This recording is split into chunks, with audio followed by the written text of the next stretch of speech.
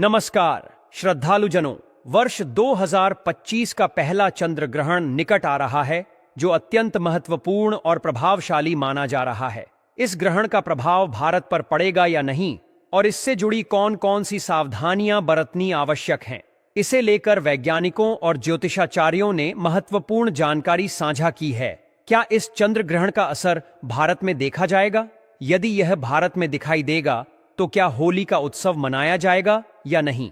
होली की पूजा विधि और शुभ मुहूर्त क्या होंगे? ग्रहण के दौरान सूतक काल कब से कब तक रहेगा? गर्भवती महिलाओं को किन सावधानियों का पालन करना चाहिए? यह सभी प्रश्न इस विशेष अवसर को और अधिक महत्वपूर्ण बना देते हैं। इस वर्ष का पहला चंद्र ग्रहण 14 मार्च 2025 को घटित होगा और यह फाल्गुन मास की पूर्णिमा को पड़ेगा। जैसा कि हम जानते हैं, फाल्गुन पूर्णिमा के दिन ही होली का त्योहार मनाया जाता है। ऐसे में इस बार होली और चंद्र ग्रहण एक ही दिन पड़ रहे हैं, जिससे कई धार्मिक और ज्योतिषीय विचार उत्पन्न हो रहे हैं। चंद्र ग्रहण एक खगोलीय घटना है, जिसका वैज्ञानिक और धार्मिक दोनों ही दृष्टियों से विशेष महत्व है। जब सूर्य, पृथ्वी और चंद्रमा एक सीध में आ जाते हैं और चंद्रमा पृथ्वी की छाया में प्रवेश करता है, तब चंद्र ग्रहण होता है। पूर्ण चंद्र ग्रहण के दौरान चंद्रमा पूरी तरह पृथ्वी की छाया में समा जाता है और रक्तवर्णी या नारंगी प्रतीत होता है, जिसे ब्लड मून भी कहा जाता है। इस ग्रहण से जुड़ी सटीक जानकारी प्राप्त करने के लिए संपूर्ण विवरण अवश्य पढ़ें और समझें। अधूरी जानकारी भ्रम उत्पन्न कर सकती है, इसलिए समस्त पहलुओं को ध्यानपूर्वक जानना आवश्यक है। इस विशेष दिन पर भोलेनाथ का स्मरण अवश्य करें और भगवान शिव का नाम जपें, जिससे सभी बाधाएं दूर हो सकें। दोस्तों, जब भी चंद्र ग्रहण लगता है तो जो ग्रहों के सेनापति होते हैं, मंगल, सूर्य और राहु के आमने सामने होते हैं। इसलिए हमारे वेद पुराण में बताया गया है, चंद्र ग्रहण जितनी देर भी रहता है, उतनी देर देवी शक्तियां का प्रभाव लगभग ना के बराबर हो जाता है, और इस दौरान किया गया उपाय कभी भी खाली नहीं जाता है। इस दौरान कोई भी व्यक्ति कोई भी उपाय करेगा, उस व्यक्ति को उस उपाय का पलट करके लाभ जरूर मिलेगा। और आपने देखा भी होगा, जैसे ही चंद्र ग्रहण का सूतक काल शुरू हो जाता है, जितनी भी मंदिर होती है उनकी कपाट को बंद कर दिया जाता है। मंदिर के जो दरवाजे होते हैं उनको बंद कर दिया जाता है, क्योंकि दोस्तों, चंद्र ग्रहण का समय एक ऐसा समय होता है जिस दौरान जो नकारात्मक शक्तियां होती हैं, इनका प्रभाव बहुत तेजी से बढ़ने लग जाता है। इसलिए पूरी दुनिया के जो तांत्रिक होते हैं, वह चंद्र ग्रहण वाले दिन का इंतजार बेसब्री से करते हैं, क्योंकि इस दौरान आप कोई भी उपाय करेंगे, उस उपाय का आपको पलट करके लाभ जरूर मिलेगा। तो अगली वीडियो में हम आपको उपाय भी बताएंगे। तो पहले जान लेते हैं दोस्तों, शास्त्रों के अनुसार ग्रहण के टाइम में कभी भी भोजन नहीं पकाना चाहिए और ना ही भोजन खाना चाहिए। इस दौरान पानी भी नहीं पीना चाहिए। हालांकि जो लोग बच्चे हैं, बुजुर्ग, बीमार है, ऐसे व्यक्तियों पर यह नियम लागू नहीं होता है। वह लोग भोजन कर सकते हैं और पानी भी पी सकते हैं। चंद्र और सूर्य ग्रहण के दौरान भगवान भी भोजन ग्रहण नहीं करते, पानी भी नहीं पीते, जल आदि कुछ भी पानी नहीं करते, क्योंकि इस समय भगवान को मनुष्य की चिंता होती है। दोस्तों, इसी कारण उन्हें बहुत पीड़ा होती है, मनुष्य को कोई कष्ट ना हो। तो इसीलिए भगवान यह ग्रहण अपने ऊपर लेते हैं, ताकि उनके बच्चों पर, मनुष्यों पर कोई भी कष्ट ना आए। और यदि प्रभु हमारे लिए इतना कष्ट लेते हैं, तो हमें भी ग्रहण के दौरान कुछ ऐसी सावधानियां हैं, कुछ ऐसे पालन है जो अवश्य पूर्वक करने चाहिए। दोस्तों, चंद्र ग्रहण को कभी भी खुली आंखों से नहीं देखना चाहिए। जो मनुष्य खुली आंखों से चंद्र ग्रहण को देखते हैं, तो वह अगले जन्म में सांप बन जाते हैं, चमगादड़ आदि बन जाते हैं। फिर उन्हें कभी भी चांद के दर्शन नहीं होते। चंद्र ग्रहण के दौरान ग्रहण से बहुत सारी नकारात्मक किरणें निकलती हैं। यह किरणें आपकी आंखों को नुकसान पहुंचा सकती हैं। ऐसे में ग्रहण को देखने के लिए हमेशा ही उचित उपकरणों का उपयोग करना चाहिए दोस्तों, क्योंकि नंगी आंखों से ग्रहण को देखने पर जो उसमें से सूक्ष्म कीटाणु निकलते हैं, वह हमारी आंखों में आ जाते हैं, और शास्त्रों के अनुसार नंगी आंखों से ग्रहण देखने पर दोष लगता है। वैज्ञानिक कहते हैं आंखों पर असर पड़ता है, और शास्त्र कहते हैं नंगी आंखों से चंद्र ग्रहण को देखने पर भयंकर दोष तथा जीवन पर ग्रहण लगता है। इसलिए ग्रहण को ना ही देखा जाए तो ज्यादा बेहतर होगा। दोस्तों, शास्त्रों में कहा गया है कि ग्रहण के दौरान भगवान की किसी भी चीज और मूर्ति आदि को हाथ नहीं लगाया जाता है। हमने आपको बताया था, इस समय देवी देवता पीड़ा में होते हैं, इसीलिए भगवान की प्रतिमा को हाथ नहीं लगाया जाता। दोस्तों, ऐसे तुलसी के पौधे को भी छूना मना होता है। कहते हैं कि सूतक से पहले ही तुलसी के पत्ते तोड़ लें। सूतक से ग्रहण समाप्त होने तक तुलसी के पौधे को हाथ भी ना लगाए। चंद्र ग्रहण के दौरान खाने पीने की चीजों में तुलसी का पत्ता रख देने से उस पर ग्रहण का प्रभाव नहीं पड़ता। भगवान श्री हरि बताते हैं, जो मनुष्य ग्रहण काल के दौरान यदि तुलसी के पत्र का उपयोग करेगा उसके जीवन में कभी ग्रहण नहीं लगेगा। ऐसा भोजन कभी खराब नहीं होता। तुलसी डालने पर आप भोजन अगले दिन भी खा सकते हैं। दोस्तों, यदि आप भोजन में तुलसी पत्र नहीं डालना चाहते तो आप एक काम करना, आप अपने रेफ्रिजरेटर में तथा फ्रिज में तुलसी के 11 पत्ते रख देना। अलग अलग ट्रॉली में अलग अलग पत्ता रख दें। इससे जो फल फ्रूट आपके फ्रिज में रेफ्रिजरेटर में रखे होंगे वह कभी खराब नहीं होंगे और उन्हें खाने पर दोष भी नहीं लगेगा। जो फ्रिज में पानी होगा वह भी ग्रहण के कारण खराब नहीं होगा। और ऐसा हम भी करते हैं। जब ग्रहण पड़ता है तो हम अपने फ्रिज में तुलसी पत्र अवश्य रखते हैं और उस भोजन को तथा जल को हम पी लेते हैं, खा लेते हैं।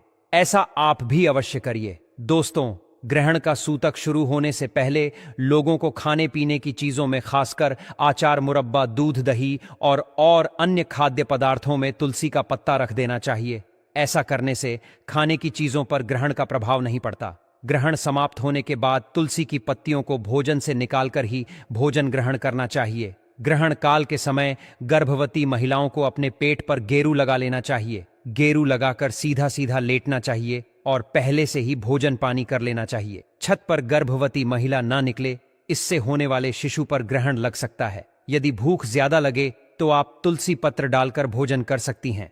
दोस्तों, ग्रहण के टाइम में हमें कभी भी किसी सुनसान जगह पर नहीं जाना चाहिए। समझा जाता है कि चंद्र ग्रहण के टाइम में ऐसी जगहों पर नकारात्मक शक्तियां जैसे कि भूत, प्रेत, चुड़ैल एवं काली शक्तियां का वास होता है। दोस्तों, चंद्र ग्रहण के टाइम हमें किसी तिराहे या चौराहे पर पड़ी अनजान वस्तु को अपने घर में नहीं लाना चाहिए। दरअसल ऐसे समय में तांत्रिक लोग अपनी काली शक्तियों को सिद्ध करने के लिए ऐसी जगहों पर रुपया, पैसा, सिक्का छोड़कर आ जाते हैं। यह अगर आप अपने घर ले आते हैं तो यह आपको भारी नुकसान पहुंचा सकते हैं। खासकर घर में छोटे बच्चे ऐसी गलतियां करते हैं और बाद में पूरा परिवार पछताता है। दोस्तों, चंद्र ग्रहण के दान पुण्य करने के लाभ भी अनेकों में बताया गया है। जैसे कि अगर जीवन में शत्रु आपको बहुत ज्यादा परेशान करता है, क्योंकि शत्रु की जो समस्याएं हैं वह बिल्कुल आम सी हो गई है।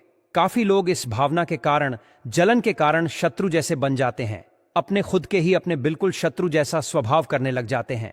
तो इस प्रकार की शत्रुता से बचने के लिए आपको केवल इतना करना है कि चंद्र ग्रहण का जो अगला दिन है, अगले दिन जाकर आपको गाय को अपने ऊपर से 108 बार एक केला उतार कर गाय को खिला देना है। ऐसा करने से गुरु ग्रह बलवान बनता है। दोस्तों, और अगर किसी शत्रु ने कोई अनिष्ट किया भी होता है या आपका बुरा करने के बारे में सोच रहा होता है, उससे मित्रता स्थापित होती है। जो लोग अपने जीवन में शत्रु की परेशानी से काफी ज्यादा परेशान हैं, इस उपाय को अवश्य ही करिए। आइए अब जानते हैं चंद्र ग्रहण कब कब लग रहा है और कहां दिखाई देगा, और क्या भारत में दिखाई देगा और नहीं दिखाई देगा। तो क्या सूतक काल मान्य होगा, सूतक मान्य नहीं होगा, तो क्या गर्भवती स्त्रियों को सावधानियां रखनी चाहिए। सारी बातें आज की वीडियो में जानेंगे। लेकिन अभी तक आपने वीडियो को लाइक नहीं किया है तो वीडियो को लाइक करके हिंदू रिलीजियस टेल्स चैनल को सब्सक्राइब अवश्य कर दी, और हां, पास वाले बेल आइकन का बटन अवश्य ही दबा दीजिए। फाल्गुन मास की पूर्णिमा तिथि पर लगने वाला चंद्र ग्रहण इस बार 13 और 14 मार्च को होने जा रहा है। यह ग्रहण विशेष रूप से रेड मून के रूप में प्रकट होगा, जिसका नजारा दुनिया के कुछ हिस्सों में देखा जा सकेगा। नासा के अनुसार यह खगोलीय घटना 13 मार्च की रात से प्रारंभ होगी और 14 मार्च की सुबह तक जारी रहेगी। यह 2025 का पहला चंद्र ग्रहण होगा, जो हिंदू पंचांग के अनुसार सिंह राशि और उत्तर फाल्गुनी नक्षत्र में घटित होगा। ग्रहण का समय भारतीय समयानुसार इस प्रकार रहेगा: 9:27 पर उपछाया ग्रहण प्रारंभ होगा, 10:41 पर पूर्ण ग्रहण प्रारंभ होगा और 11:05 पर ग्रहण अपने चरम पर पहुंचेगा। यह स्थिति दोपहर 12:28 तक बनी रहेगी और 1:01 पर पूर्ण ग्रहण समाप्त होगा। आंशिक ग्रहण 2:01 पर समाप्त हो जाएगा। इस दौरान चंद्रमा लालिमा लिए हुए दिखाई देगा, जो कि देखने में एक अद्भुत दृश्य उत्पन्न करेगा। यह ग्रहण अमेरिका, पश्चिमी यूरोप और अफ्रीका के कुछ हिस्सों में स्पष्ट रूप से नजर आएगा। भारत में यह ग्रहण दृश्य नहीं होगा, इसीलिए इसका कोई धार्मिक प्रभाव मान्य नहीं होगा और न ही सूतक काल प्रभावी रहेगा। भारतीय धार्मिक मान्यताओं के अनुसार जब कोई ग्रहण भारत में दिखाई नहीं देता तो उसका धार्मिक प्रभाव भी नहीं माना जाता। इसी कारण इस दिन सभी शुभ कार्य और होली का उत्सव बिना किसी बाधा के मनाया जा सकेगा।